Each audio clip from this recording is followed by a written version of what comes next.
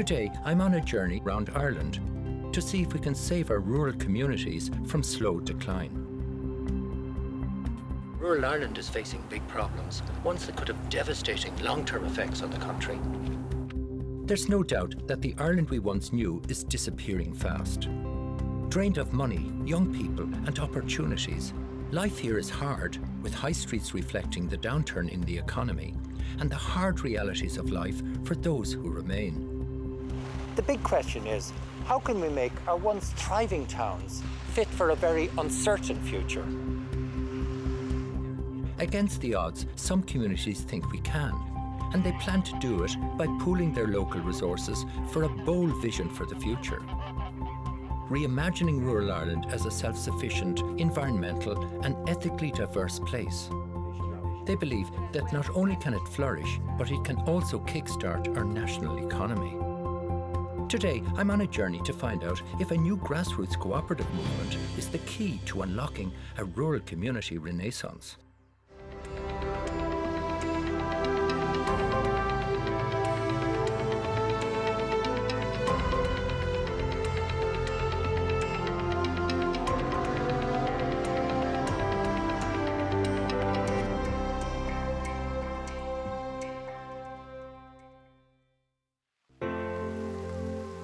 My journey begins in Scariff, a town hard hit when its local factory producing chipboard products closed down with the loss of hundreds of jobs.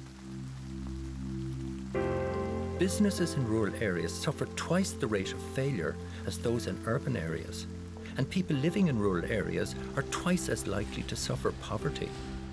I met with Dr. David Meredith from the Commission for the Economic Development of Rural Areas, who has studied the impacts of the recession on rural economies.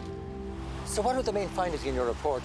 The ones that really came to the fore were the lack of opportunities for people to return to rural areas. Ireland is different from a lot of developed countries. We live in small villages and we live in the open countryside. And you compare that to somewhere like New Zealand, where only 14% of the population lives in rural areas. In Ireland, it's somewhere around 40%. Right. So we're very, very different. Compared to Europe, we're very different too, aren't we? We are, certainly. The traditional settlement patterns in Europe are much more concentrated in towns. David, if you look 10 years into the future of towns like here in Scariff or all over the country, what is it going to be like in these towns in about 10 years' time? Well, I think we should discuss that one over a coffee out of the rain. That sounds like a good idea. You can see that, it's been very hard hit by the recession. And there is a need to do something about it. And the community here have come together.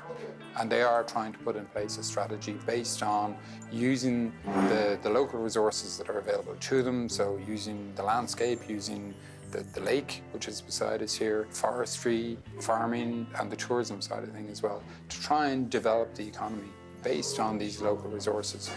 On the food side, a good example here in Scariff, there's a community kitchen that can be used. So people can use the kitchen, whether it's for a morning or a full day, to produce food in a safe environment. And then that can be taken on to farmers markets or to local shops.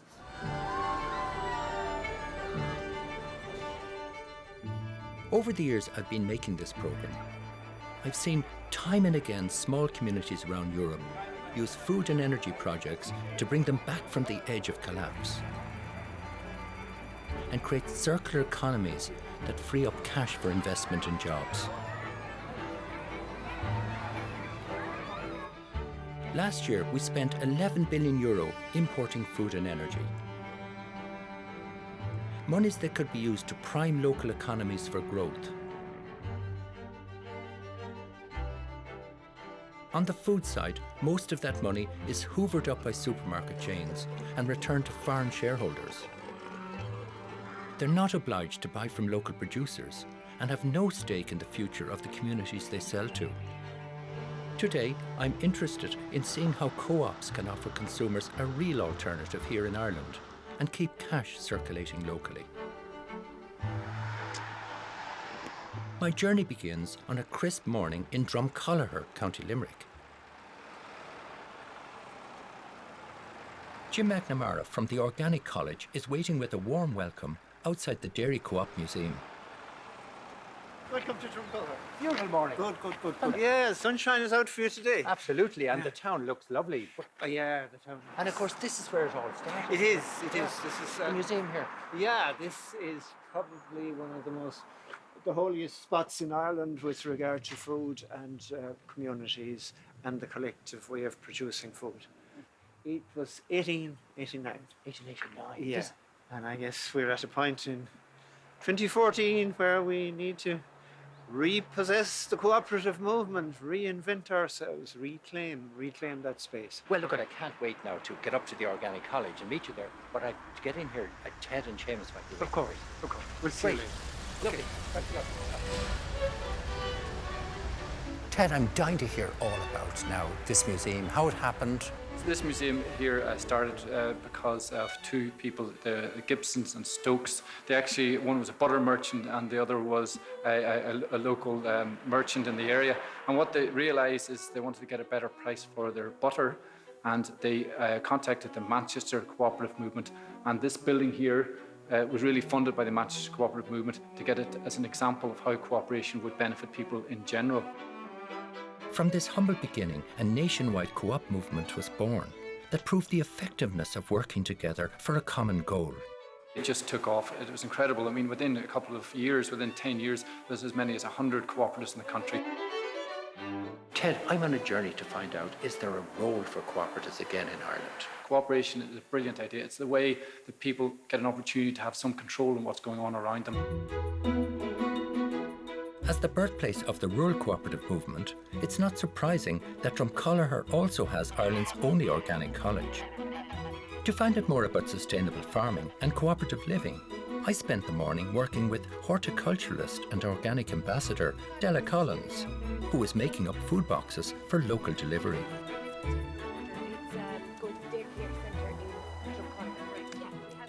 The Veg Box scheme has proven popular with local residents and is helping to promote organic produce locally.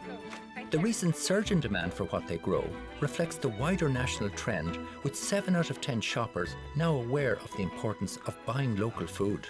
Wow, look at this, Della. Magic here. Hey, come on, bring it Fantastic down. here. Get it together. Yeah, okay. Are these all going too? All of these ones here? Oh no, these are just a selection of things that we harvested during the week. So what have you got in here I besides threw that? in, this is our own honey that we Yeah. make ourselves here on the premises. Right. And these are one of our strawberry and gooseberry jam, but we have a huge selections of jams from the fruit enterprise. All locally made here. All made here. And is this the only organic course in the country? The only organic college in Really? Ireland, yeah. So yeah. how many people have graduated from here? Any idea? Oh, Hundreds? good God. Well, Hundreds? it's like 23 years and there would be about 40 or 50 students per year. But it's different. I mean, sometimes they'd have 12, sometimes they'd have 15. But then when the recession hit and people wanted to go back to basics and learn how to grow. And is this an important role to play now for cooperatives? For example? Yes, very much so. Well, in our cooperative, because it's a meitheal, you know, and we're all there to help each other. And all the past pupils that have left are all growing away themselves. And now they have a place to come and sell their produce. The college is a hive of activity, with past and present students creating produce for the local market. With sustainable rural living and local enterprise development at its core, the college lays good foundations and sows the seeds for growing livelihoods in the local area. So what are you making here? What is it? Strawberry jam. Strawberry jam. And did you grow these strawberries? We did. Yeah. We did. Brilliant. Lovely. Jim Nettenmara took me to see one of his college graduates working on his own small acreage, and told me how the college is working hard to promote the value of collaboration in rural life. I suppose our challenge now is to reinvent cooperatives in our own time. So we have to reclaim that space which was taken from us, which was sold away from us, that cooperative movement in Ireland, and to intergenerationally share that wisdom, which is what cooperatives can do and are doing around the world, and we need to reclaim it in Ireland too. Why did we lose it? What caused us to lose all Well, of it? we didn't lose it in every facet of life. We have it in teams, in sport, in music. We have it in lots of areas of life. It's just the economic side got stolen away.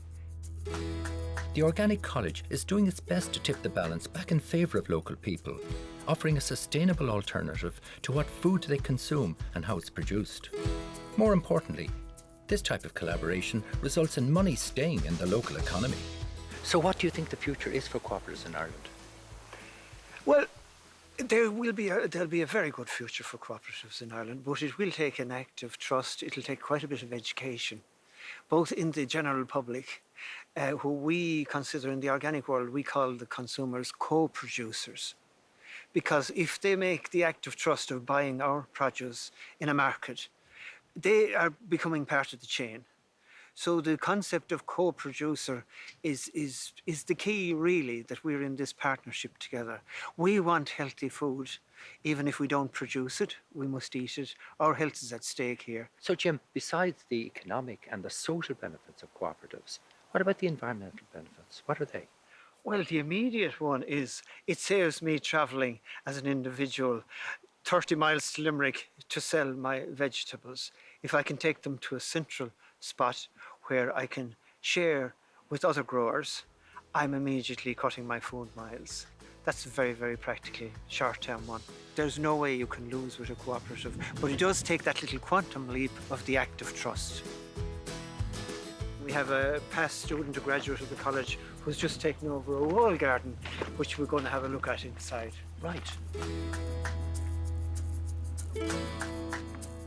Hi, Keevin. Hi. How are you? Duncan, Good to see how are you. doing? Nice to meet you. Absolutely. Yeah. This must be the most perfect place in the world. Yeah, it's an ideal setting for a garden, that's for sure, yeah. As a recent graduate, Keevin still enjoys the support of his local college and has managed to start his own organic enterprise. So where are you distributing these to? Mostly people are coming to the farm to collect it. We've Yeah. got a farm collection on Fridays and Saturdays, and then I do some local delivery. Yeah. Since I'm just started, I suppose, I'm not able to deliver yet because I don't have a van or anything like that, but in the future I will be doing delivering Right. elsewhere into Limerick City and stuff like that, hopefully. Very good. Keevin sees himself not just in business, but in partnership with his local community, putting back some of the old infrastructure previous generations enjoyed. But it's not all about digging up the past. Creating local jobs is fundamental to building a sustainable future. So what have you got over this side? Yeah, I've got the polytunnel over here, and I've got another 2 beds over here. I've got one with alliums and one with brassicas, and there's another mixed kind of horticulture bed. And the tunnel is a lot of winter stuff at the moment now, winter salads and winter onion sets and things like that, if you want to go and have a look. Right, I'd love to, yeah.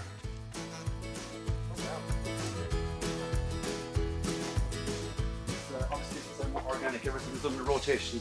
Yeah. Really important for rotation, very good and stuff like that. Now, for you as a young farmer here, organic farmer, can you make a living here? If the people in the community make the step away from the supermarkets and the step towards buying food locally, I mean, there's definitely potential for employment here for other local people, providing food for your own people, essentially, you know. You've got power in numbers when you've got people like that, and yeah, it is a big help. And do you think a lot of young people in Ireland would come into this if they saw the cooperative movement up and running? I think they would. I think if the people can see that they can make a living for themselves off the land, they'll make the jump to do it, because it's only the last 20 or 30 years people have stopped doing it and moved away from the land, and possibly people are going to move back to the land now again in the future. Well, what I really like about here is not just that this wonderful environment of this walled garden and you working here, the fact that young people see a future in this and that you're participating in the cooperative movement here in the locally, and you see the benefit of this for you, and that many other young people will build a future here the same as you in Ireland. Certainly. Out of the cooperative Yeah. concept. Hopefully it'll have a domino effect, and the regeneration of rural Ireland will all come into play with this, because we can provide food for ourselves in Ireland without importing it.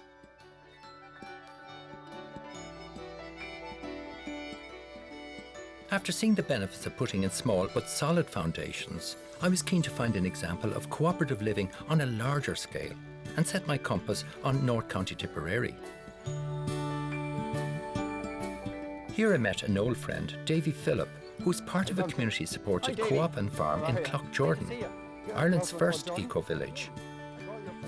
Set up to explore sustainable living, over 100 residents now call it home. And after 7 years, the idea seems to have come of age. And have you restored this old building now? Well, we've put it to a certain extent just to seal it up. Lovely bit of stonework. Still needs a You've put lot new of roof work. on it, I see, yeah.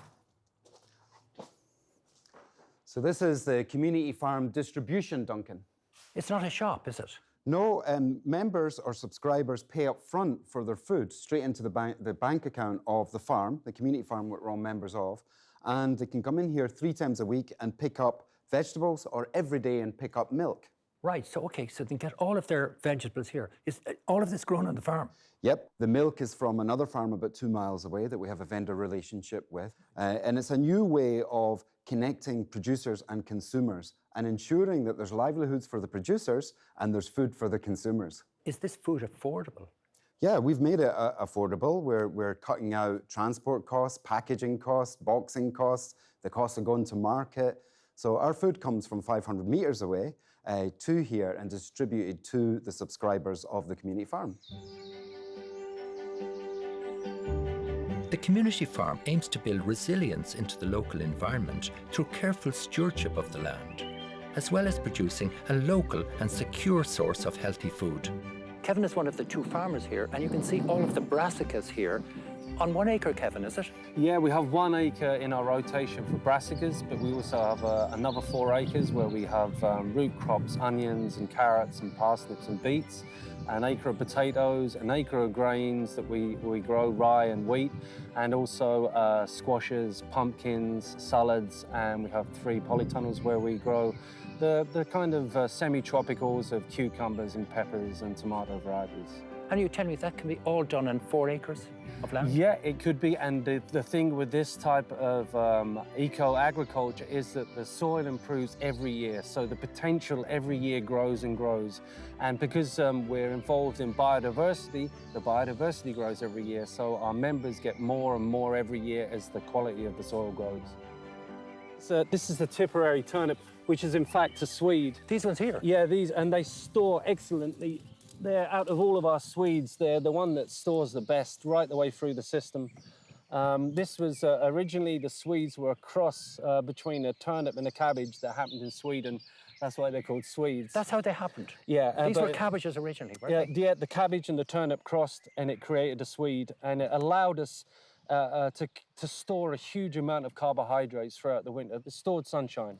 Kevin, typically we buy about 90% of our vegetables imported to Ireland. 900 million is spent on vegetables and fruit every year. How do we get local communities to buy into this idea of local food? Well, we need to make collaborations again between the consumers and the farmers. We've been led into this export-driven agriculture, which is exporting food out of the country to import food back into the country. What we need is this collaboration again, where the farmers can get paid to grow good food for their community, but also to become stewards of the land again, to improve the water, air quality and the food quality that we have to live with.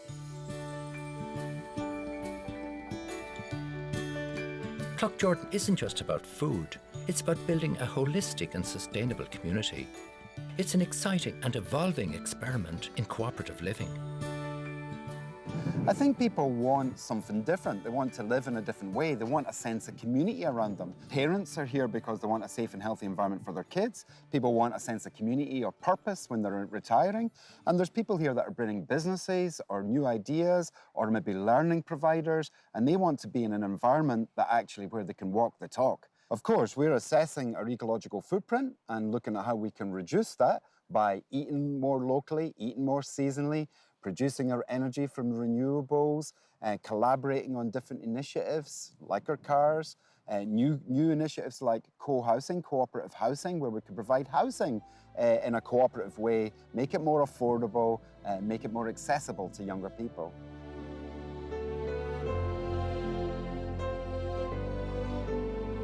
Ireland has slipped into becoming over-dependent on globalised food and energy, with nearly €7 billion now leaving the country on fossil fuels and €5 billion on food imports.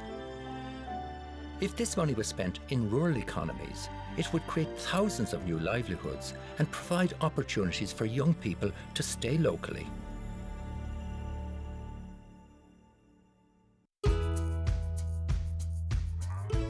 Down the road in Limerick City, a new food co-op is developing into a grocery store and cafe.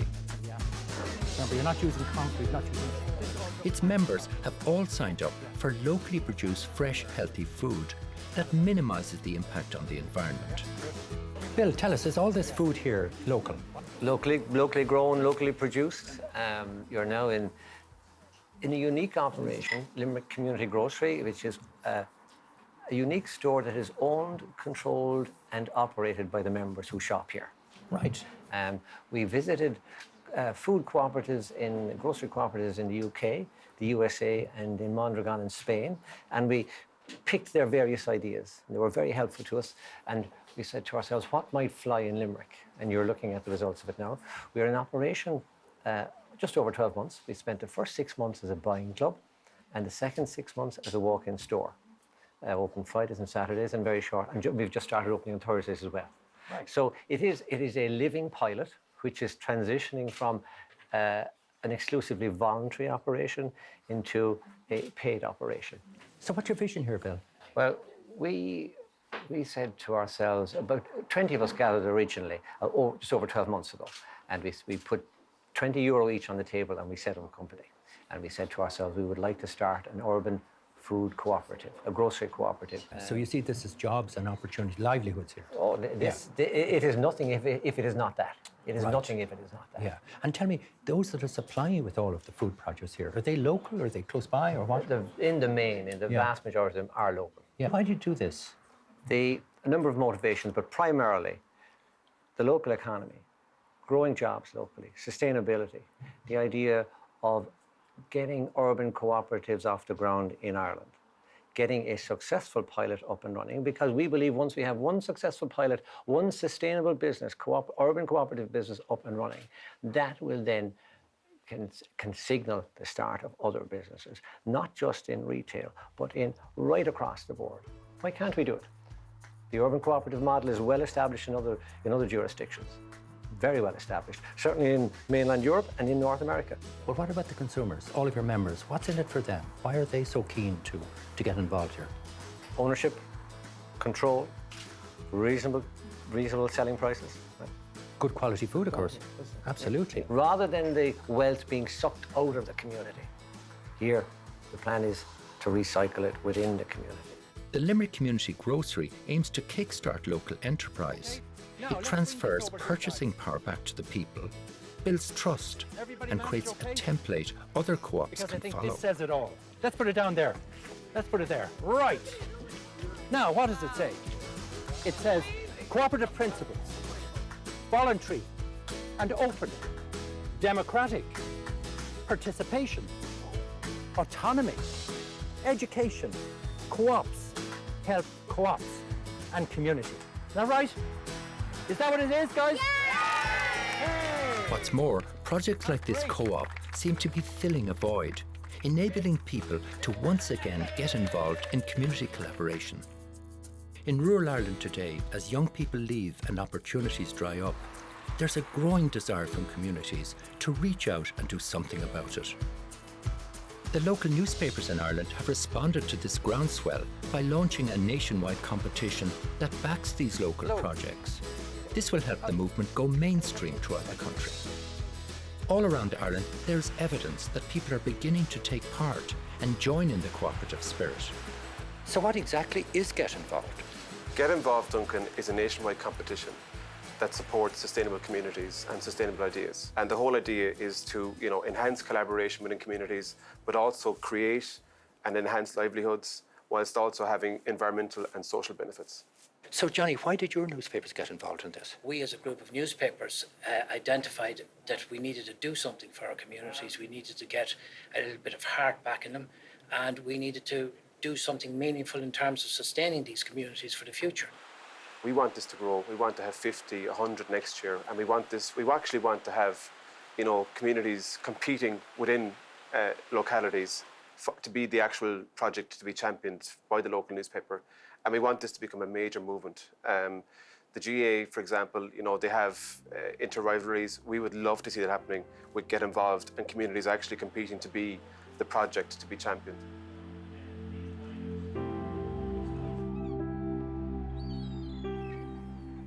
Over the time we've lived together in communities, we've always come together when the hard times came. It's probably in our DNA as part of a deeper instinct for our survival. From a nationwide perspective, this ground-up approach needs urgent top-down support to create a cultural transformation. If we build upon the steady pace of growth around the country, these grassroots projects will take hold and spread. From there, it is a question of building confidence, trust, and a vision for ourselves, where co-ops can put the heart back into our rural communities and help us to once again flourish.